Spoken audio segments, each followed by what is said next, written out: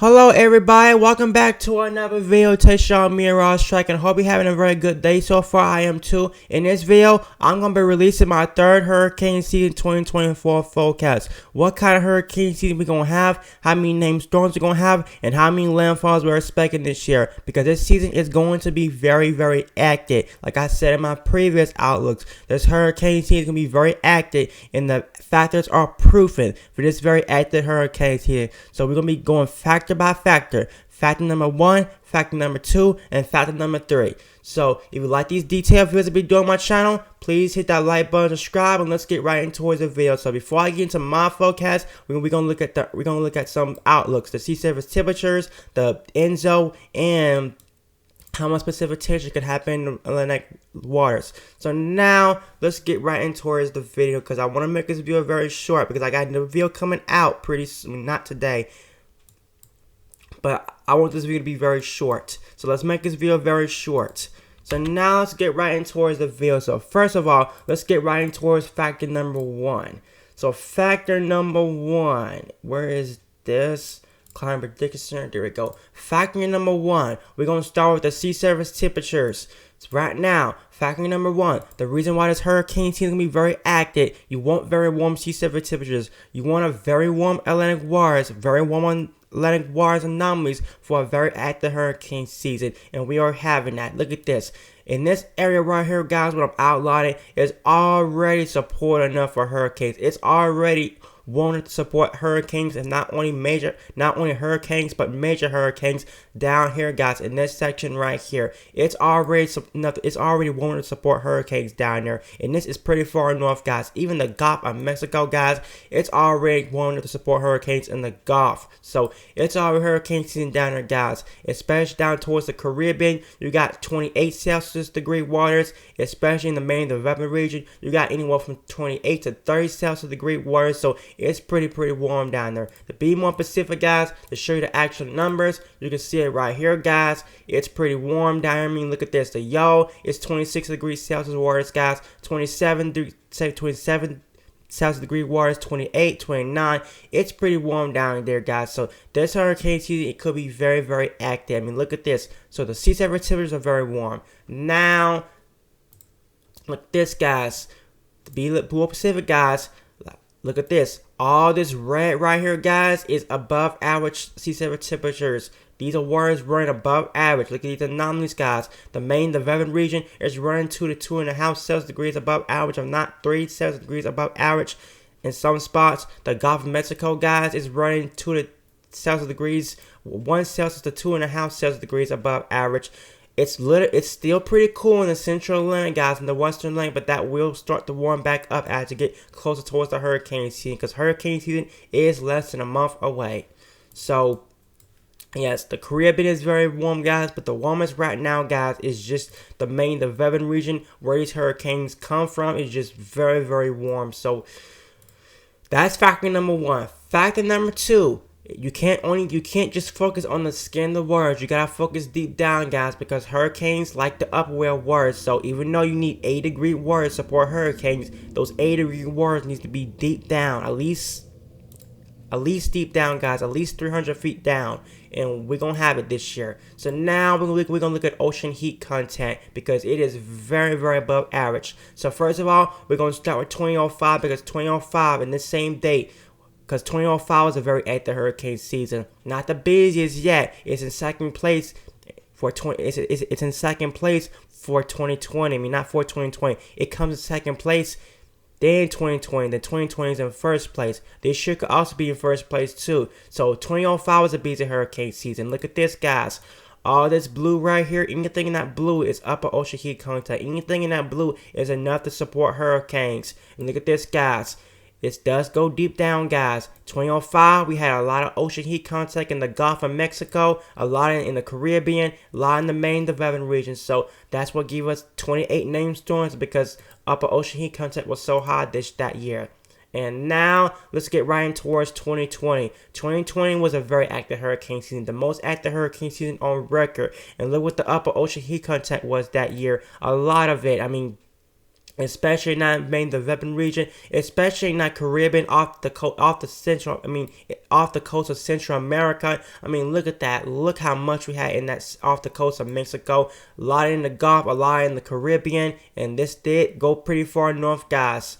So yeah, but now, last year we had a whole lot of it. That's when things started getting a little bit more ballistic. It's because the Atlantic waters was much warmer in 2023 than it was in 2020. But thing is, look at this. We had a whole lot in 2023. In the same date from last year, last May, guys, we had a whole lot in the main developing region, a whole lot off the coast of Central America and the Caribbean, and even a decent amount in the Gulf of Mexico. Not as much, but we already starting to get ocean heat contact in the Gulf of Mexico. Now let's look at this year, guys. This year is very ballistic, very concerning. Now let's look at this year. Look how concerning this is, guys. I mean, look how much is it. I mean, this is much farther north, guys. Look how much of it. I mean, this is a lot of it. It's already, we already have ocean heat contact in the Gulf of Mexico. A lot in Central America, a lot in the Caribbean, a lot in the main developing region, guys. I mean, we can have a very early start this upcoming hurricane season. If we don't have a whole lot of wind chill, if we don't have a whole lot of dry air, and the water's already warm, and this hurricane season could start pretty early. At least around late May, we already can see our first named storm.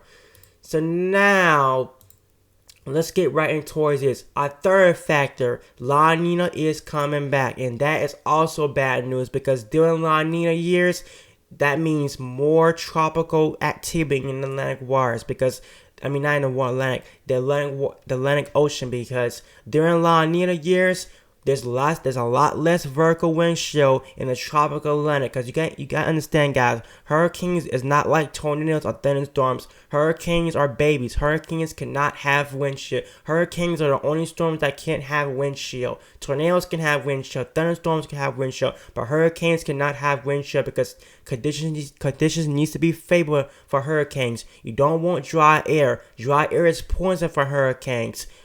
You don't want wind chill because wind chill tears hurricanes apart. When you got winds in the upper lows in the atmosphere much stronger and blowing out a whole different direction, guys, it tears apart hurricanes, and that's something you don't want to see if you want a hurricane. So this year we could have a lot less wind chill because of La Nina's coming back. But at the same time, guys, look at this.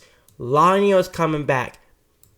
Very warm Atlantic waters. Now let's put an example right here because last year we had a very warm Atlantic, but thing is, the difference we had last year is we was in an El Nino last year, but we still had above average hurricane season, and I'm fixing to tell you why we still had above average hurricane season. Not because of El Nino. I mean, why would El Nino make above average hurricane season? It's because of those very warm sea surface temperatures we had last year.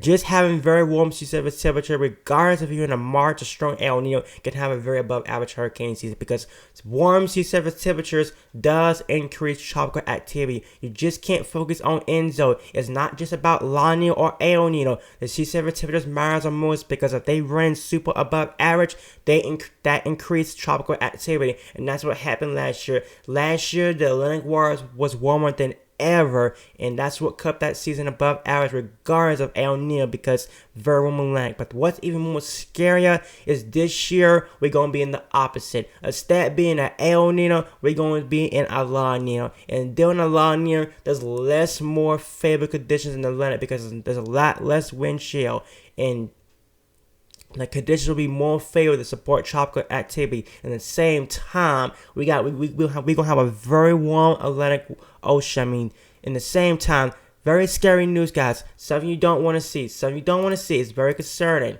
So please be aware for that. That's what's gonna happen this year. Now, we're going to look at this. So, we are expected. We are in neutral phase right now, guys. We are no longer in that El Nino. That El Nino has ended. We are finally in neutral phase. But we are expected to transition towards a La Nina around late summer. I mean, not late summer, early summer. So, by the time we're getting towards late June and July, we are expected to be in a La Nina. By the time we're getting towards the peak of hurricane season, August, September, October, we are expected to be in a moderate La Nina. Then by the time we're getting towards the late fall in this upcoming next winter season, we are probably going to be in a strong La Nina again. And look at this. Looking at the climate models, Look at this. All these months does take us down towards a weak La Nina around June, July. Then August, September, October, we are going to be in that moderate La Nina. Be more specific, guys. You can see it right on here. A lot of these months doing this downtrend. We are expected to be in that La Nina around late June. Even look at this, guys. August, September, October, we're going to be in that moderate La Nina. So that's our third factor. So now we're gonna look at this. So what's it gonna look like in the what's the Enzo? So now we're gonna look at Enzo versus Atlantic waters. What is it gonna look like as we get towards the hurricane season? So now let's look at this.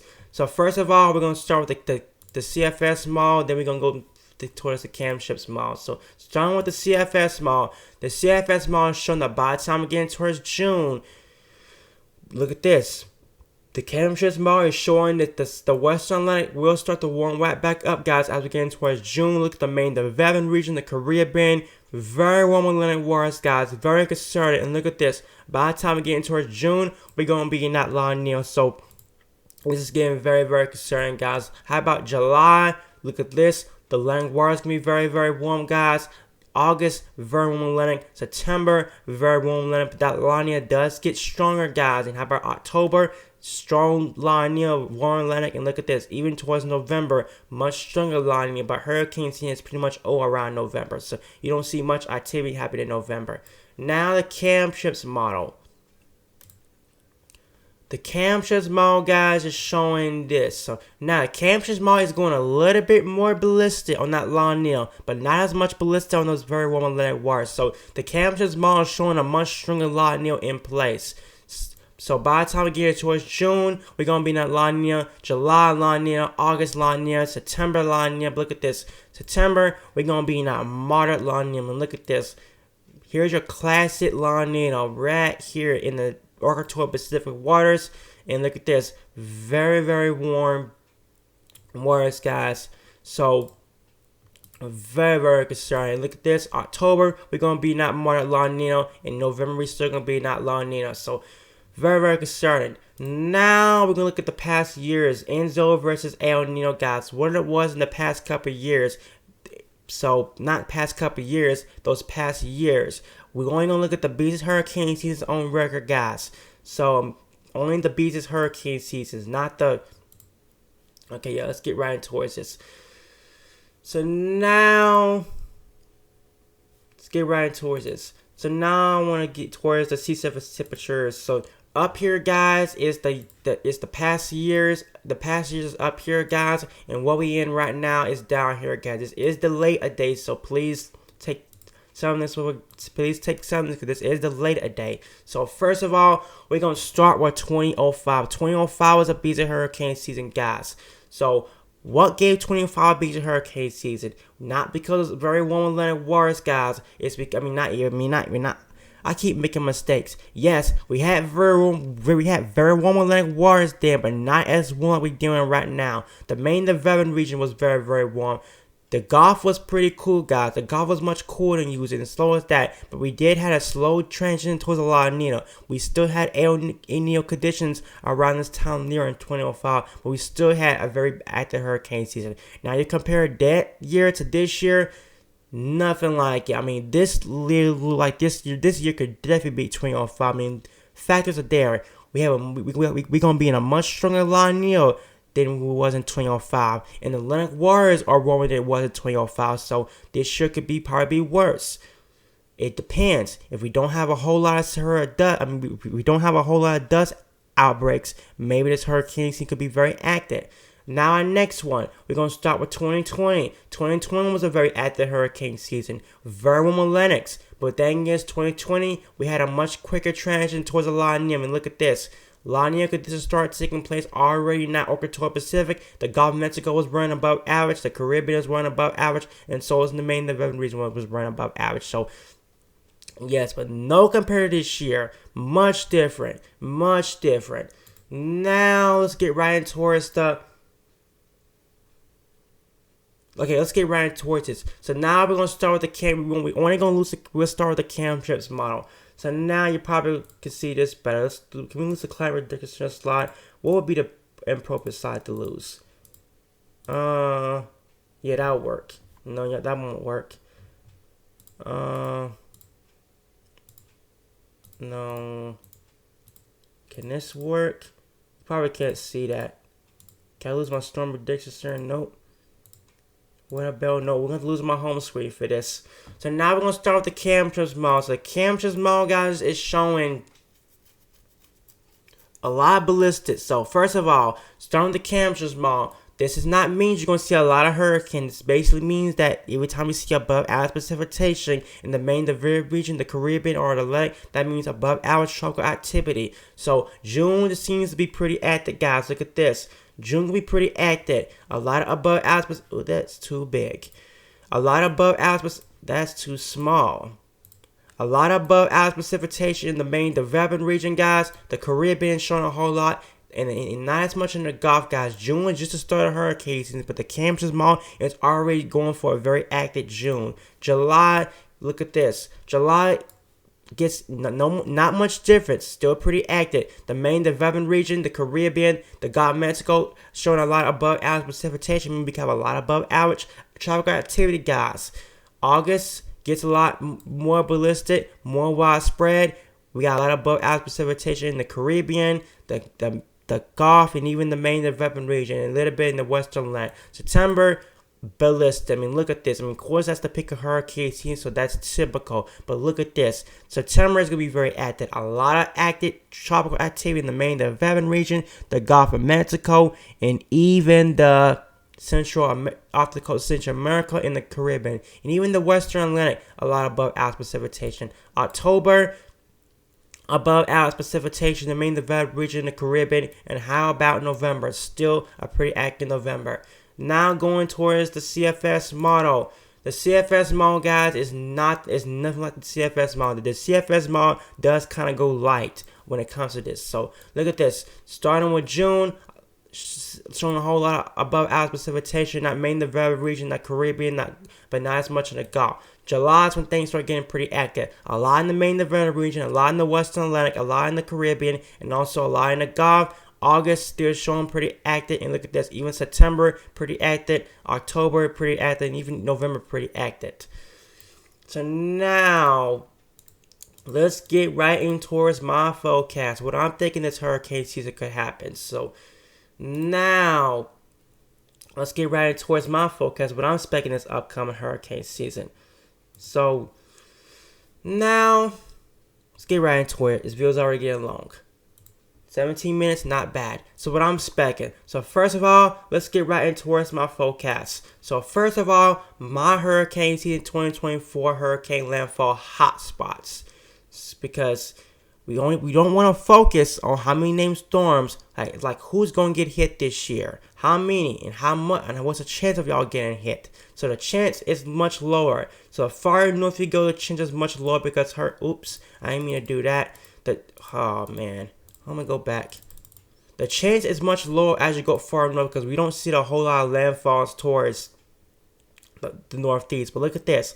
Anything in that orange, you have a slightly chance of seeing a landfall this year. The chance is not high, but still, it's still there. But in that orange, you have a better chance of seeing at least a named storm at least a landfall named storm this year. The red is when things start getting pretty bad. The red means you have a high chance of seeing a landfall named storm this year. And in the purple, you have a very likely high chance of seeing a landfall hurricane. So if you live in the Carolinas, you have a high chance of seeing a hurricane landfall this year. Off the coast of the west coast of Florida, guys, you have a high chance of seeing a hurricane. The Gulf Coast, you have a high chance of seeing a hurricane. And even South Florida, guys, in the Keys, you have a high chance of seeing a hurricane landfall. And also, I don't want to North Texas, because Texas, you could see a hurricane this year possible in that 30% risk.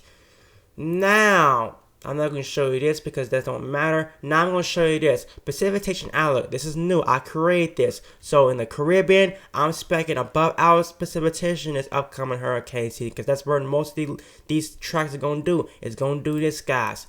This upcoming hurricane season. So the Caribbean, you have much higher risk. How about the Gulf of Mexico? You have a chance of seeing above average precipitation. Off the East Coast, it's the Western Atlantic, above average precipitation. And especially in that main developing region, expecting above average precipitation. Now let's get right into the hurricane numbers.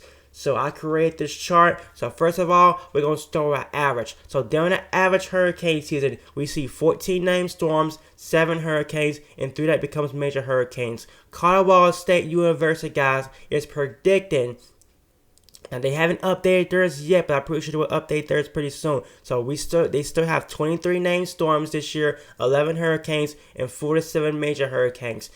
University of Arizona, guys, is going for 21 named storms, 11 hurricanes, 36 major hurricanes. The Weather Channel, they're expecting 24 named hurricane season. So all these going for above average hurricane season. So the Weather Channel is expecting 24 named storms, 11 hurricanes, and 46 major hurricanes. Now, the most hype, guys. Now, some of this, don't get scared, don't get hyped. I don't want to get hyped, but this is kind of wrong. Now, I don't think, now I'm 100% clear, I don't think we're going to have 39 named storms. Now, that is a little bit too much. I would say go for at least no higher than 32, but I don't think we're gonna see no 39 named storms because that's impossible. So yes, but this is Pennsylvania State, guys. Pennsylvania State is going for the most hype, guys.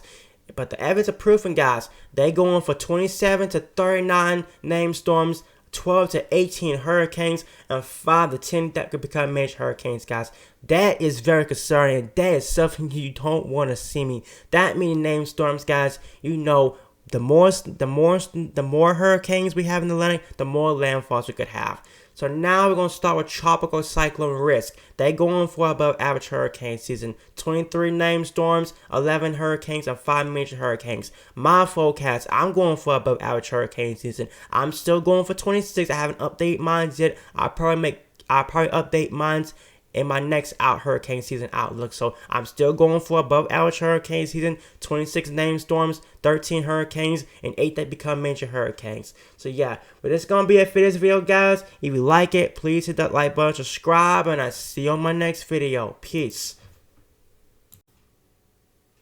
And oh yeah, guys, before I go, guys, I did not mean to end my video yet, but I forgot to show you this, guys. So let's continue with this video just a little bit longer. So I forgot to show you this, guys, before I end my video. So here's where we are at right now, guys. We're still at the beginning, but look at this.